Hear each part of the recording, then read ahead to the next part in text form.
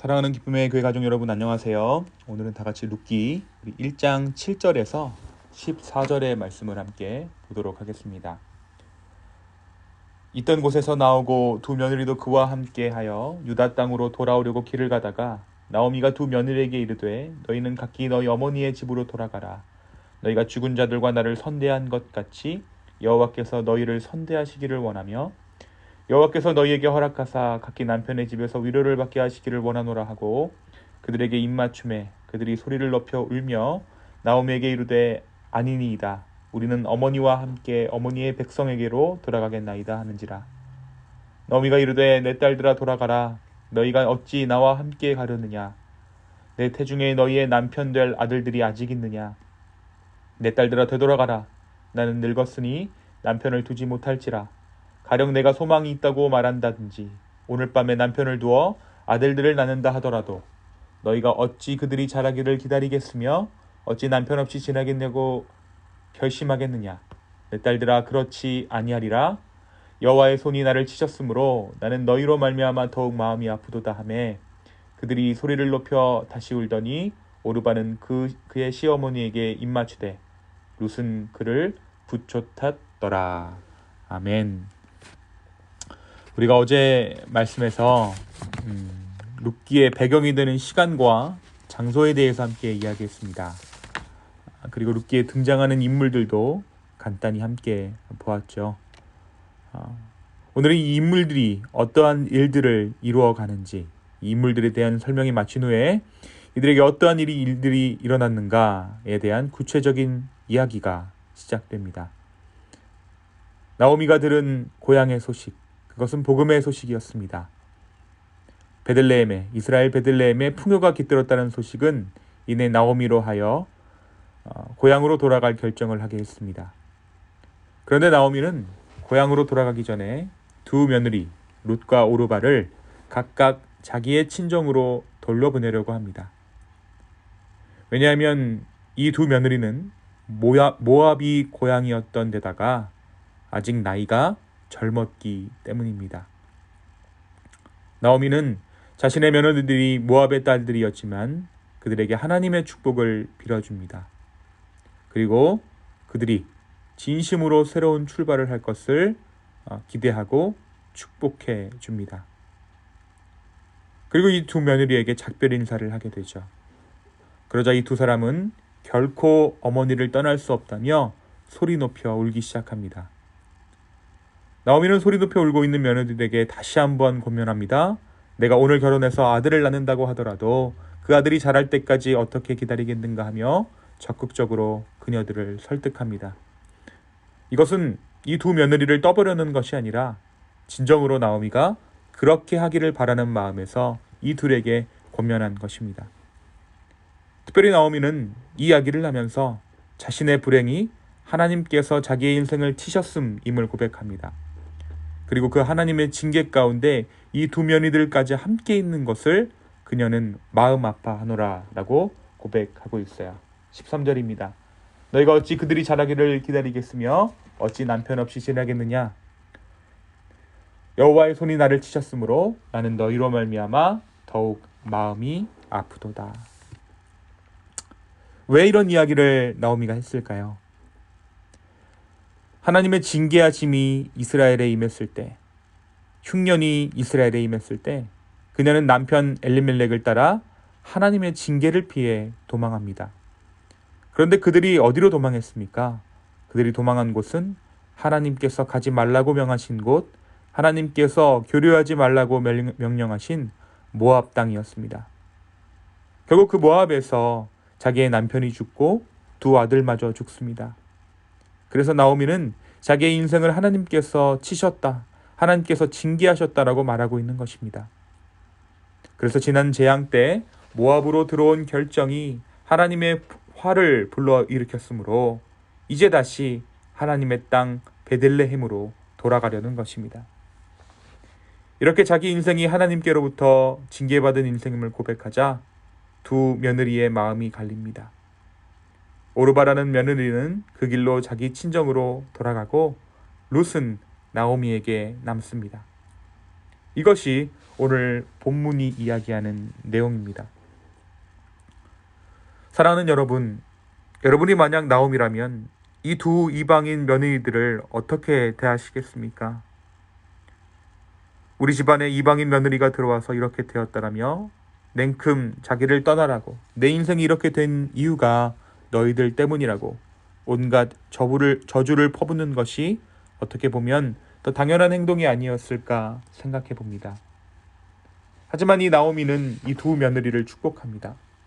더욱이 하나님의 이름으로 이들을 축복해요.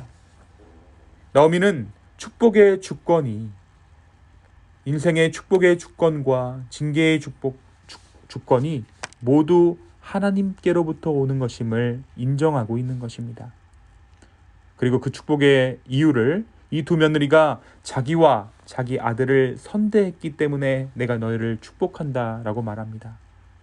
나오미는 하나님의 징계 중이더라도, 나는 비록 하나님 안에서 하나님의 그 징계 때문에 불행해졌더라도 그 하나님을 신뢰하며 이 두 며느리만은 하나님의 축복 가운데 살기를 간절히 바랬던 것입니다. 자기 인생이 꼬일 대로 꼬였지만, 심지어 그렇게 그녀의 인생이 그렇게 된 것이 하나님이 나를 치셨다라고 말하고 있지만, 이 나오미가 며느리들에게 빌어준 것은 다름 아닌 하나님의 축복입니다. 나오미는 끝까지 하나님을 향한 믿음을 저버리지 않았습니다. 나오미는 하나님의 살아계심을 인정하고 있었습니다. 그녀는 자신의 인생의 기구함을 다른 사람의 탓을 하지 않았던 것입니다. 어떻게 보면 남편 아비멜렉을 따라 모압에 올라간 것은 그녀에게 치명적인 상처를 주었지만, 그녀는 하나님을 인정하며 소신 있는 인생을 살아가고 있는지도 모르겠습니다. 그래서 하나님의 은혜가 살아난 베들레헴으로 돌아갈 생각을 하게 된 것이죠. 사랑하는 여러분, 범사의 주님을 인정하는 삶, 내가 벌받아도 주로 인하며 나의 축복의 주권 또한 주님께서 가지고 계심을 인정하는 저와 여러분 되기를 간절히 소망합니다. 우리가 주님을 인정할 때 다른 사람 탓을 하지 않게 돼요. 내 인생이 누구 때문에 이렇게 됐는데 라고 말하지 않게 됩니다. 우리의 인생은 철저히 하나님께서 주관하십니다. 하나님의 징계함을 받게 되어도, 하나님의 복을 받게 되어도 모든 것이 하나님께서 하셨음을 인정하는, 범사에 주님을 인정하는 삶, 그러한 인생을 살게 되는 오늘 하루 되기를 예수 그리스도의 이름으로 축원합니다. 하나님을 향한 믿음이 있을 때 우리는 소신 있는 인생을 살아갈 수 있게 됩니다. 그렇지 않으면 우리는 상황과 현실과 너무나도 쉽게 타협합니다. 그렇게 되면 다른 사람을 계속 탓하게 되죠. 그리고 하나님 앞에서 징계함을 받게 되어도 순응하는 것이 아니라 하나님 앞에 따지고 듭니다. 왜 나의 인생이 이렇게 되었느냐며 인생을 한탄합니다. 주 앞에 주님을 인정하며 온전히 주님께 나의 삶을 드리는 저와 여러분의 오늘 하루 되기를 예수 그리스도의 이름으로 축원합니다. 또한 오늘 말씀에 두드러지는 단어 하나가 있습니다. 그것은 바로 룻이 시어머니 나오미를 붙쫓았다라는 단어입니다. 붙잡아 쫓았다라는 것이죠. 이 붙잡다라는 단어를 발견할 수 있는 신약의 구절이 있습니다. 바로 저희가 엊그제 함께 나누었던 부활절, 부활 이후의 예수님 모습에서 이 붙잡다라는 단어가 등장해요. 바로 마태복음 28장 9절입니다. 부활하신 예수님을 만난 여인들이 예수님을 경배한 행동, 바로 그것이 발을 붙잡는 행동이었습니다. 이것은 단순히 예배의 행동, 무릎을 꿇거나 팔을 들어 올리거나 하는 행동을 넘어서는 것입니다. 발을 붙잡는 것은 나의 삶을 온 힘을 다해서 그분을 따르겠다는 표현입니다. 여기서 룻이 붙잡은 것은 나오미의 발이었지만 그녀는 그녀의 인생을 걸어 하나님을 따르기로 작정한 것입니다. 룻이 붙잡은 것은 나오미의 발인 동시에 하나님을 붙잡은 것이죠. 16절입니다. 룻이 이르되 내게 어머니를 떠나며 어머니를 따르지 말고 돌아가라 강권하지 마옵소서. 어머니께서 가시는 곳에 나도 가고 어머니께서 머무시는 곳에 나도 머물겠나이다. 어머니의 백성이 나의 백성이 되고 어머니의 하나님이 나의 하나님이 되실 것입니다. 사랑하는 여러분, 어제 말씀드린 대로 이 시대가 어떤 시대였습니까? 그때는 사사 시대였습니다. 진정한 왕이 없어져서 저마다 왕이라 주장하는 이 세상 가운데 저와 여러분은 누구를 붙잡아야겠습니까? 우리가 붙잡아야 할 것은, 우리가 끝까지 붙잡아야 할 것은 다름 아닌 신실하신 하나님입니다. 그 길이 멀고 그 길이 험해도 루시 모압에서 베들레헴까지 엄청난 계곡을 내려갔다 올라가는 그 험한 길을 함께 가겠노라고, 홀홀 단신으로 정말 과부된 시어머니를 과부된 몸으로 모시겠노라고, 내가 함께 하겠노라고 어머니의 발을 붙잡았던 것처럼, 부활하신 예수님의 발을 여인들이 꼭 붙잡았던 것처럼 우리는 세상 끝날까지 우리 주님을 단단히 붙잡아야 할 것입니다. 바로 그때 우리가 단단히 끝까지 예수님을 붙잡고 있을 때 우리는 우리보다 우리를 더욱 강한 힘으로 붙잡아 주시는 하나님의 손길을 체험하게 될 것입니다. 오늘 하루를 살면서 우리를 붙잡아 주시는 이 하나님의 손길을 체험할 수 있는 저와 여러분 되기를 소망합니다. 이 시간 함께 기도하시겠습니다. 주님, 이 시간 우리가 주님의 발을 붙잡습니다.